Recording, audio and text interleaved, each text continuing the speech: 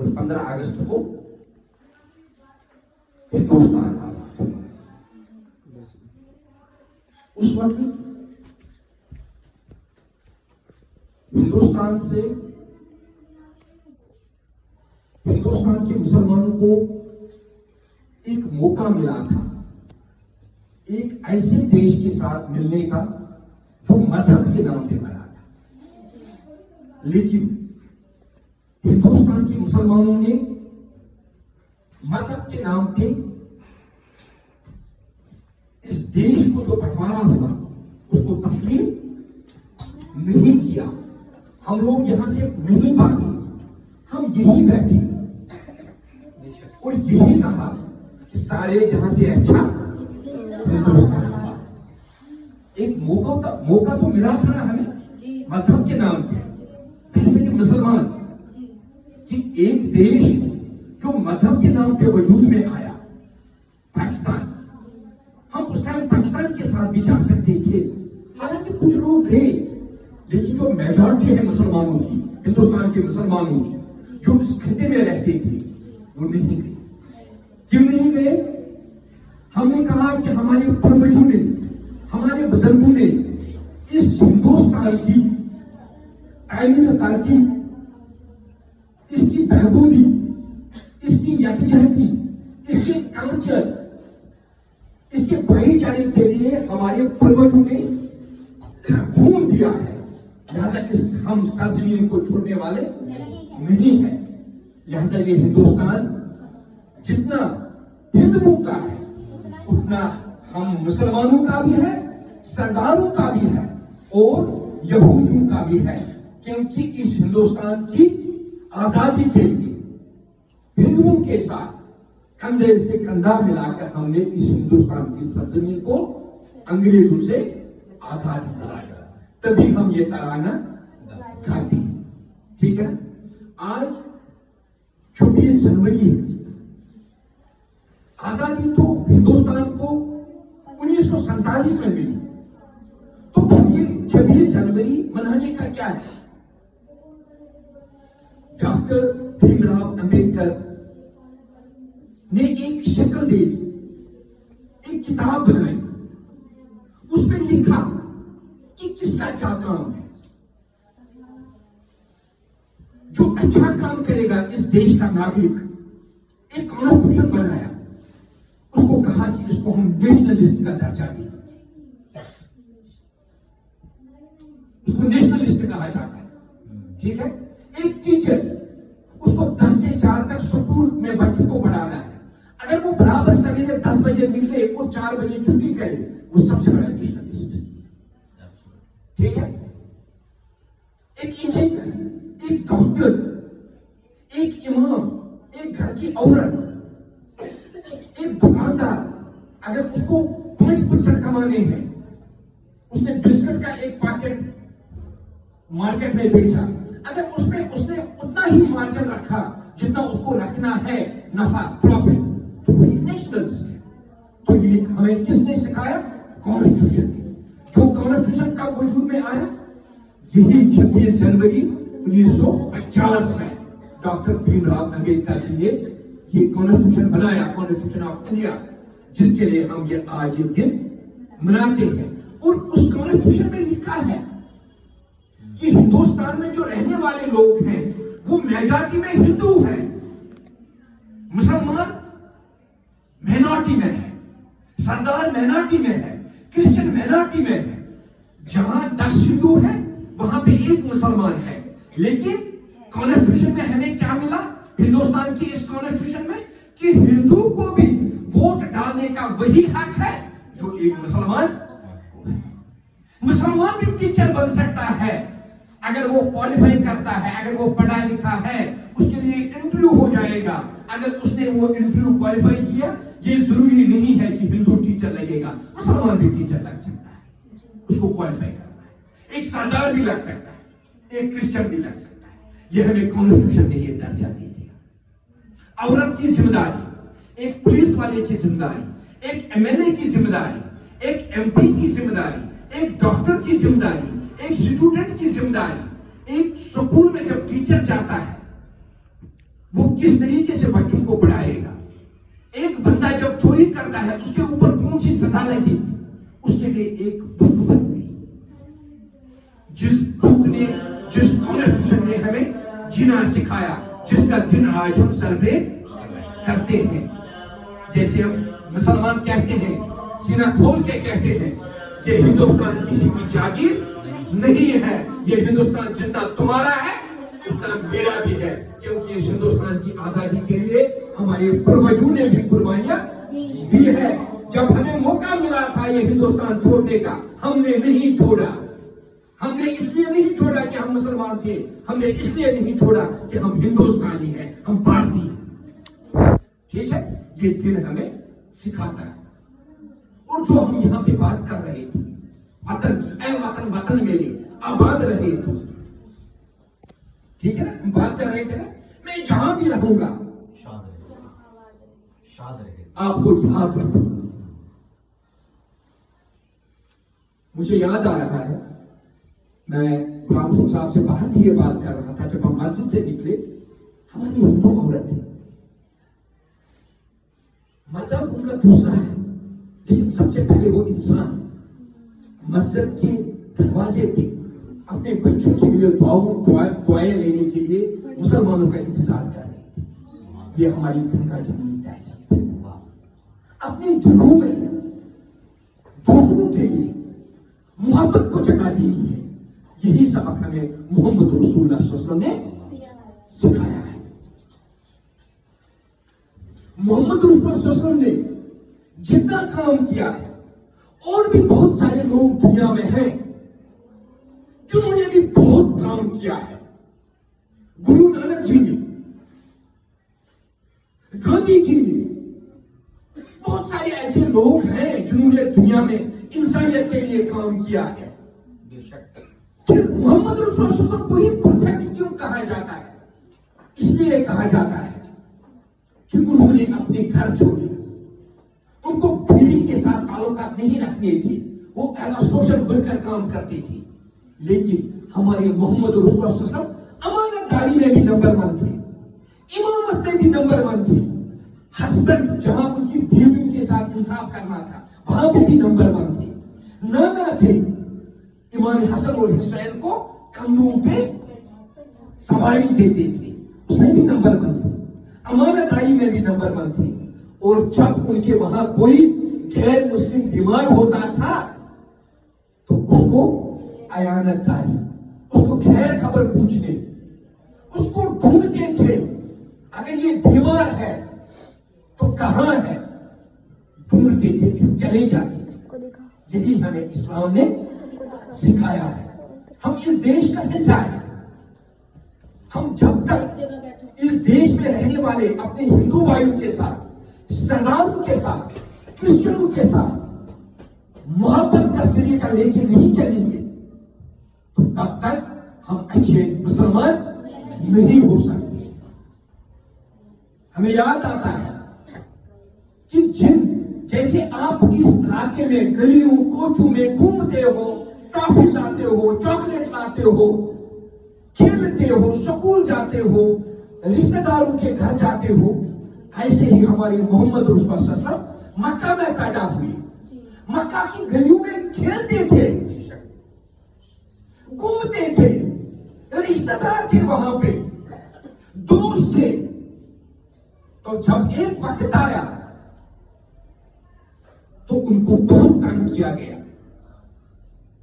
ان کو مارنے کی، قتل کرنے کی سازشیں ہوئی، ان کو گھروں میں اپنے آپ کو چوری رکھنا پڑا. اس کے بعد رسول اللہ صلی اللہ علیہ وسلم نے فیصلہ لیا، اللہ تعالیٰ کی طرف سے ہدایت تھی کہ آپ یا رسول اللہ صلی اللہ علیہ وسلم، آپ کو یہ شہر چھوڑنا پڑے گا. جس شہر کی گلیوں میں آپ گھومتے تھے، جس شہر کی گلیوں میں آپ کھیلتے تھے، جس شہر کے گلیوں کے لوگ آپ جانتے ہیں، ان کے ساتھ آپ رکے ہو، بڑے ہو، اس عمر تک پہنچے ہو، اب آپ نے یا رسول اللہ صلی اللہ علیہ وسلم یہ شہر چھوڑنا ہے، آپ کو ہجرت کرنی ہے، آپ کو مدینہ جانا ہے. اور جب مدینہ پہنچے، مکہ کے لوگ نفرت کرتے تھے، مدینہ کے لوگ گانا گا رہے تھے کہ آج ہماری سرزمین پہ محمد رسول اللہ صلی اللہ علیہ وسلم آئے. وہ خوش تھے.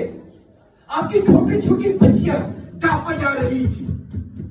خوشیاں جیسے شادیوں میں خوشیاں ہوتی ہیں, خوشیاں مناتی تھی.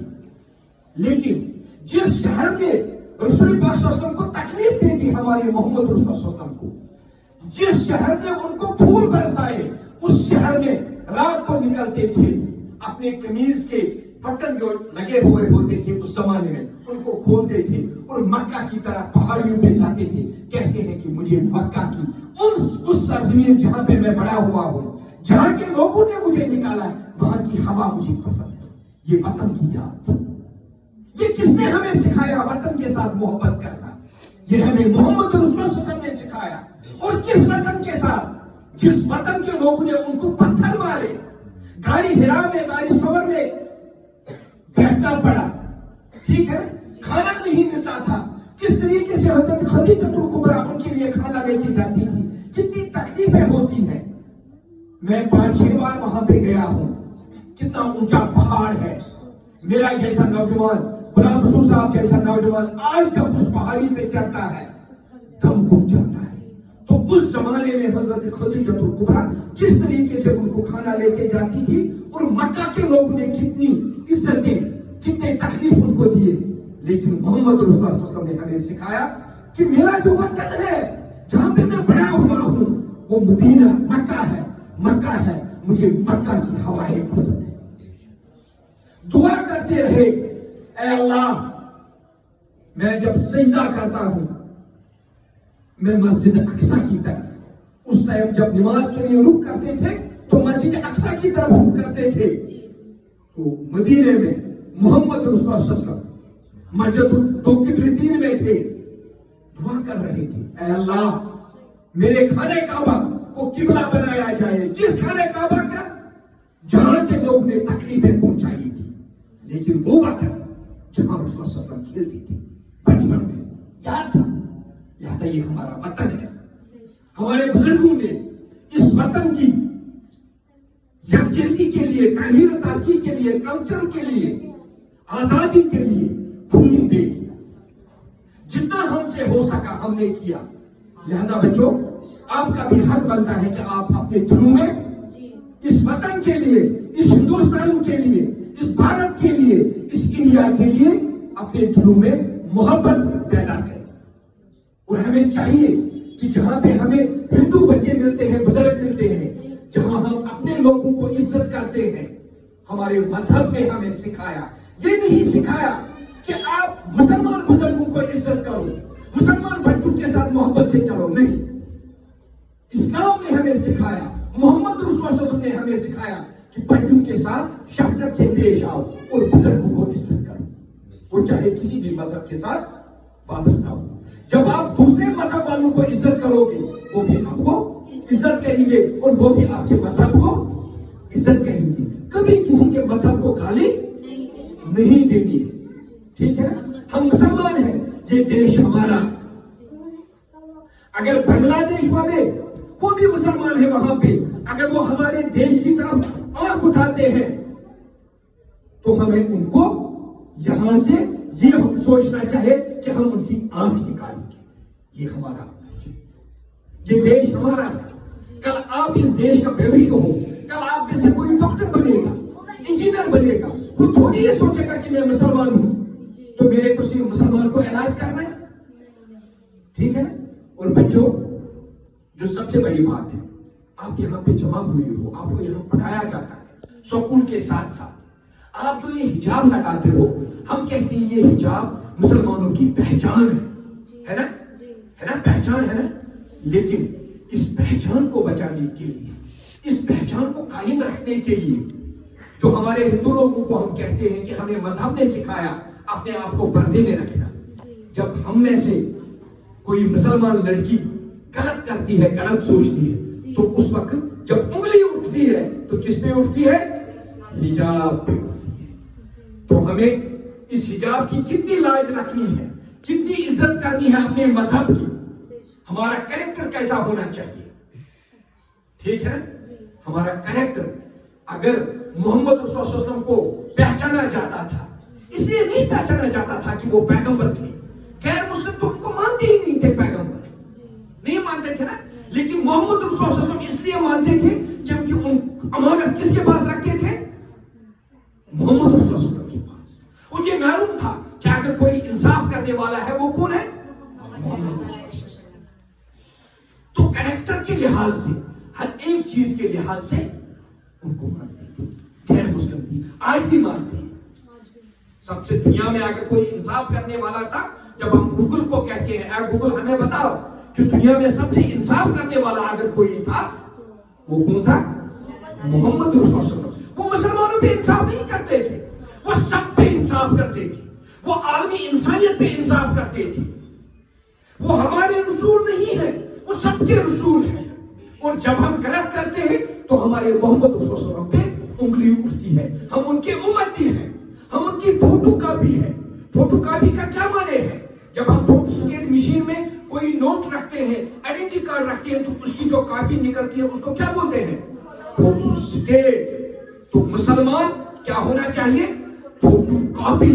آپ کو خود فوٹو کاپی بننا ہے حضرت فاطمہ الزہرا کا. آپ کو بزنس میں فوٹو کاپی بننی ہے حضرت خدیجہ الکبریٰ کا. دنیا کو اگر کسی نے وومن ایمپاورمنٹ سکھایا، بزنس سکھایا، وہ کس نے سکھایا؟ حضرت خدیجہ الکبریٰ نے. جتنی دولت ان کے پاس تھی، کیا کسی عورت کے پاس آج بھی اتنی دولت ہے؟ نہیں ہے. مسلمانوں نے دنیا کو طریقہ سیکھنا سکھایا، محبت دی، عزت دی. تو اس عزت کو قائم کرنے کے لیے نئی قوم جو آپ بچے ہو، آپ بھوشیہ ہو ہمارا، آپ فیوچر ہو ہمارا، آپ نے ہی دنیا کو سنبھالنا ہے. اور آپ لڑکیاں ہو، اللہ تعالیٰ نے آپ لوگوں پہ سب سے زیادہ گھروں کی جو ذمہ داریاں ہوتی ہیں، کل آج آپ چھوٹی ہو، کل بڑے ہو جاؤ گے، کل آپ کو گھر سنبھالنے ہیں، ٹھیک ہے نا؟ تو اللہ تعالیٰ آپ اور ہم سب کو توفیق دے اس دیش کی خوشحالی، تعمیر و ترقی، محبت میں ہاتھ بٹانے. ٹھیک ہے؟ تو دلوں میں بچوں نفرت کو جگہ مت دے. ٹھیک ہے؟ اور سائیکالوجیکلی میں آپ کو کہتا ہوں، جتنا آپ دل میں نفرت کو، کسی کے لیے نفرت کو جگہ دے دو گے، آپ کی طبیعت بھی ٹھیک نہیں رہے گی. جس کے دل میں دوسروں کے لیے پیار اور محبت رہتا ہے، عزت رہتا ہے، اس کو بیماریاں کم لگتی ہیں، بہت کم لگتی ہے. اپنے ٹیچر سے پوچھو، ڈاکٹر سے پوچھو. آج کل ہم خوشی کے لیے پارکوں میں جاتے پھر کرتے ہیں ہا ہا ہا ہا ہا. معلوم ہے نا کس لیے کرتے ہیں ہا ہا ہا ہا؟ کیوں کرتے ہیں؟ اس کو تھراپی بولتے ہیں، لافنگ تھراپی. ڈاکٹر بولتا ہے آج ہم ڈپریشن کے شکار ہو گئے کیونکہ ہم نے اپنے دلوں میں نفرت کو جگہ دی ہے. تو ڈاکٹر ہمیں آج، ڈاکٹر کو ہم فیس دیتے ہیں، پھر وہ کہتا ہے پارک میں جاؤ کرو، خوب ہنسو. اس سے کیا ہوگا؟ آپ کی بیماریاں کم ہوگی. لیکن ہمارے مذہب نے ہمیں سکھایا دل میں نفرت مت رکھو. تو ہمیں ہنسنے کی کیا ضرورت ہے؟ کرنے کی کیا ضرورت ہے؟ ہم تو ہمیشہ خوش ہیں. اور ہمیں ایمان ہے کہ اگر ہمیں کانٹا چبھے گا، اگر سوئی کا ہمیں یہ چبھے گا یہاں پہ، یہ اللہ تعالیٰ کی طرف سے تکلیف ہے. ٹھیک ہے؟ ہمیں جب ایمان ہے نا کہ محبت، عزت اللہ کے ہاتھ میں، تو پھر کس چیز کی پریشانی؟ ٹھیک ہے؟ آپ کا کام ہے اپنے دین اور حق کی بات دوسرے تک پہنچانا. یہ کبھی بھی آپ کی ذمہ داری نہیں ہے کہ سختی کے ساتھ کسی کو آپ پیش آؤ. ٹھیک ہے؟ ہمارا حق ہے صحیح بات کہنے کا. اور یہ حق ہمیں کس نے سکھایا؟ محمد رسول اللہ صلی اللہ علیہ وسلم. اور سب سے بڑی بات، پھر میں اختتام کروں گا اسی بات کے ساتھ. رسول اللہ صلی اللہ علیہ وسلم جب اپنے مکہ کی گلیوں سے نکلتے تھے، ایک بوڑھی ماں روز ان کو کچرا پھینکتی تھی. ایک دن کچرا ان کے سر کے اوپر سے نہیں آیا تو رسول اللہ صلی اللہ علیہ وسلم نے کہا کہ وہ عورت کہاں ہے، بوڑھی ماں کہاں ہے؟ گالی نہیں نکالتے تھے. تو پتا کیا، لوگوں نے کہا کہ وہ بیمار ہے. ان کی عیادت کے لیے، ان کو خیر خبر پوچھنے کے لیے ان کے پاس چلے گئے. یہ ہمیں کس نے سکھایا؟ تو ہمارے دلوں میں دوسرے لوگوں کے لیے کیا ہونا چاہیے؟ پیار اور محبت. یہ ہمیں سب سے پہلے کون سکھاتا ہے؟ تو اس کے بعد 26 جنوری کا یہ دن جس نے ہمیں کانسٹیٹیوشن دیا اور جس کانسٹیٹیوشن نے ہمیں ہندوستان میں رہنے کا حق دیا, حق کے اوپر اپنی آواز بلند کرنے کا حق دیا, اپنا ووٹ سے اپنا نمائندہ چننے کا حق دیا. اگر کوئی ہمارے خلاف آواز اٹھاتا ہے, ہمارے مکان کے اوپر قبضہ کرتا ہے, ہمارے زمین کے اوپر قبضہ کرتا ہے, تو ہم ہائی کورٹ چلے جاتے ہیں, سپریم کورٹ چلے جاتے ہیں. یہ حق ہمیں 26 جنوری نے دے دیا. انہی الفاظ کے ساتھ آپ بچوں کے ساتھ ہم یہاں پہ بیٹھے, مجھے بہت اچھا لگا, بہت اچھا لگا جہاں پہ آپ ہمارے غلام رسول صاحب کے شاگرد ہو, میں بھی ان کا ایک شاگرد ہوں. یہ ہماری organisation voice for peace and justice کے انٹرنیشنل ہے.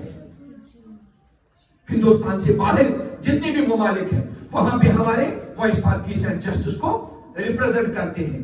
ہماری voice for peace and justice ایک اچھی آرگنائزیشن ہے جو کشمیر میں کشمیری بچوں کی تعلیم کے لیے, سپورٹس کے لیے, وومن امپاورمنٹ کے لیے, باقی چیزوں کے لیے کام کرتی ہے. اور پڑھنے کے ساتھ ساتھ, دینی تعلیم کے ساتھ ساتھ بچوں آپ کو چاہیے کھیل کود میں بھی اپنے آپ کو آگے بڑھائیں. اور کھیل کود میں آج کل آپ لوگوں کا کیریئر بھی ہے. مسلمان بچیاں نہ صرف ڈاکٹر انجینئر, نہ صرف حافظہ, نہ صرف ٹیچر, بلکہ سپورٹس میں بھی ہندوستان میں نمبر 1 ہونی چاہیے. ٹھیک ہے, تو کھیل کود میں بھی اپنے آپ کو, بہت ساری ایسی گیمز ہیں جہاں پہ آپ شریعت کے مطابق ان گیمز میں حصہ لے سکتے ہو. ٹھیک ہے, شریعت کے مطابق لے سکتے ہو. بہت ساری ایسے گیمز ہیں جن میں اگر آپ نے ایوارڈز لے لیے تو اس ایوارڈز کی بنیاد پہ آپ کو نوکریاں بھی ملتی. ٹھیک ہے, ہم کوشش کریں گے. اب دلی میں بھی اپنے یونٹ کو غلام رسول صاحب کی قیادت میں تھوڑا ایکٹو کریں گے. جائیں گے, ہم ہر شہر جائیں گے, گلیوں میں جائیں گے, کالونیز میں جائیں گے, اور مل جل کے اس ہندوستان کو آگے لے جانے کی بات کریں گے. یہ ہم سب کی ذمہ داری ہے. اور آج اس دن پہ 26 جنوری 2026 پہ ہم عہد کریں گے کہ یہ ہندوستان ہم سب کا ہے. اس کی خوشی, تعمیر و ترقی کے لیے ہم نے ہاتھ اٹھا کے ایک بننا پڑے گا. ٹھیک ہے, شکریہ, السلام علیکم. میرے خواجہ کا ہندوستان, میرے خوابوں کا ہندوستان, میرے خواجہ کا ہندوستان, میرے خوابوں کا ہندوستان. یہ تیرا ہے, یہ میرا ہے, یہ ہم سب کا ہندوستان. یہ تیرا بھی, یہ میرا بھی, ہم سب کا ہندوستان. مذہب نہیں سکھاتا آپس میں بیر رکھنا, ہندی ہے ہم وطن ہے, ہندوستان ہمارا سارے جہاں سے اچھا, ہندوستان ہمارا ہم بلبلیں ہیں اس کی, یہ گلستان ہمارا. آئیے اسی دعا کے ساتھ مولا تعالی ہمارے خوابوں کے ہندوستان کو ہمیشہ زندہ تابندہ پائندہ رکھے, اور اسے دنیا بھر کی ہر شر سے, ہر بد نظر سے بچائے, اور اسے کسی کی بری نظر نہ لگے, نہ باہر کی نہ اندر کی. الہ العالمین اس ہندوستان کو ہم سب کے لیے امن و سکون, محبت, فاتح عالم سب کے لیے محبت, نفرت کسی سے نہیں, محبت سب کے لیے, اس کی آماجگاہ بنائے, اس کا گلشن بنائے, فاطمۃ الزہرا کا چمنستان اور وہ گلشن بنائے جس کی وجہ سے آج ہم سب حضرت جامعہ فاطمۃ الزہرا الجنہ میں جمع ہوئے ہیں. مولا ہمارے ہندوستان کو وہی جنت نشان بنا دے, ہندوستان جنت نشان. آمین یا رب العالمین بجاہ سید المرسلین. لا الہ الا اللہ. بچوں ٹافی